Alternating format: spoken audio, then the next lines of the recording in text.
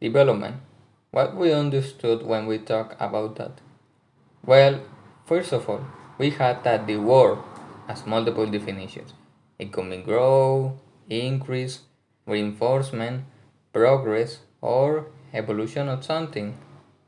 We could talk about economic development, to which the continuous and sustained growth is designated in the capacity of a country or a region to maintain and increase its financial capital. We could also talk about social development, to which the focus is the development and improvement in the quality of life and the relationships between individuals, groups, and institutions in a country.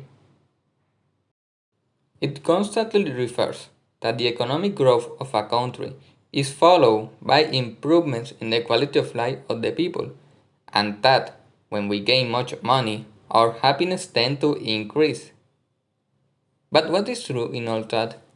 First, let's take a look at on a picture of the world's biggest economies in the last few decades.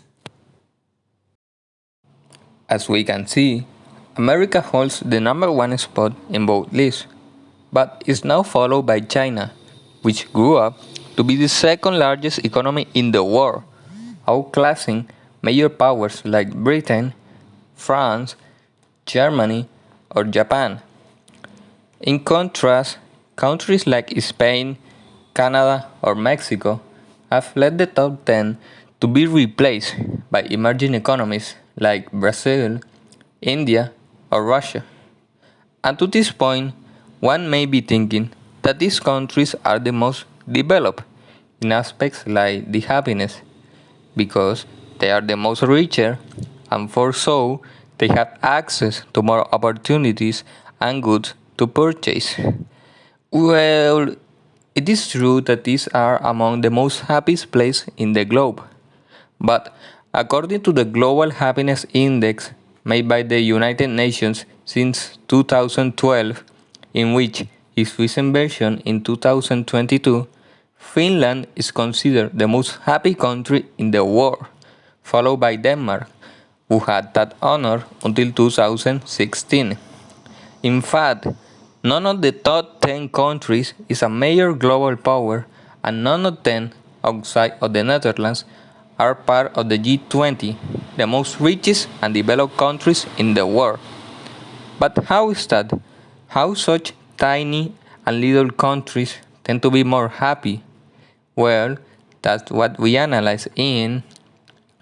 As a curiosity, Colombia is ranked 66.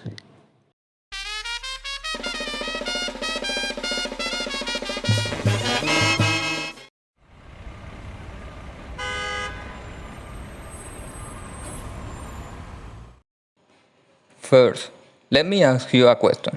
How much money do you think you need to be happy?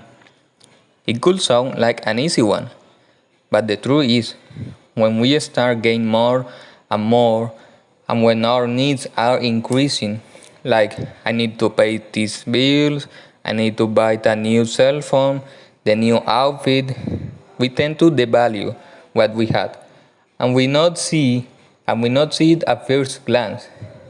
In the 1970s, an study led by Richard Easterlin in the United States discovered that although the quality of life and wages of the citizens had increased significantly since the last 30 years, the average happiness in the country decreased at the same time.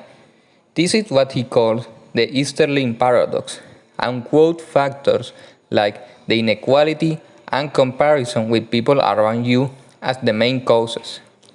He mentioned that money, although it is important for a person's well-being, when the poverty barrier is overcome, it only increases happiness temporarily. And for so, countries when people tend to earn the same score better in happiness rankings.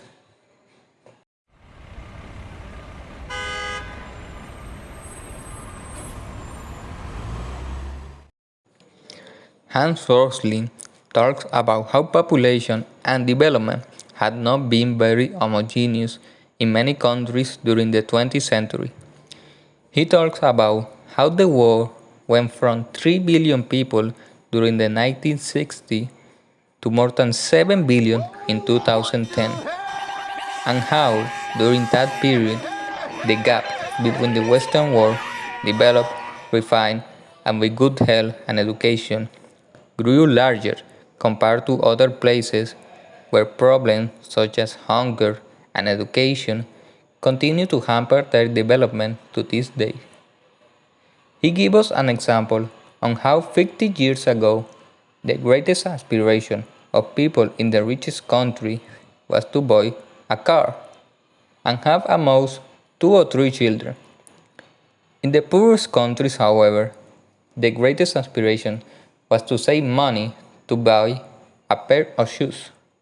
And due to the need for labor force and the lack of protection, people used to have very large families with more than 4 or 5 children. Today, the gap has been reduced in a few territories, where now they can also afford to get a car and give education and health to their children in the so called developing countries. But many others that were poor 50 years ago sadly still are today.